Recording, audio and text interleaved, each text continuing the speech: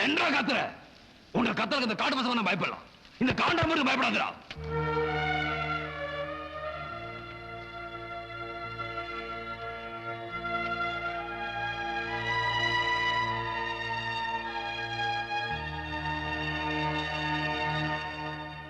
ஏண்டா நிலத்துல இருந்து வர தண்ணியை நீங்க மொண்டு குடிச்சா நல்லது, இவங்க மொண்டு குடிச்சா தீட்டா?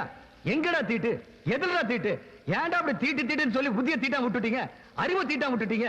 அப்படியே அதை தீட்டுன்னு பார்த்தா ஒன்றரை காலான்னு எட்டி மிதிச்சே இல்ல, அப்ப ஒன்றரை காலை தீட்டு போட்டிருக்கும்ல. இப்ப இந்த கால என்ன பண்ண போற?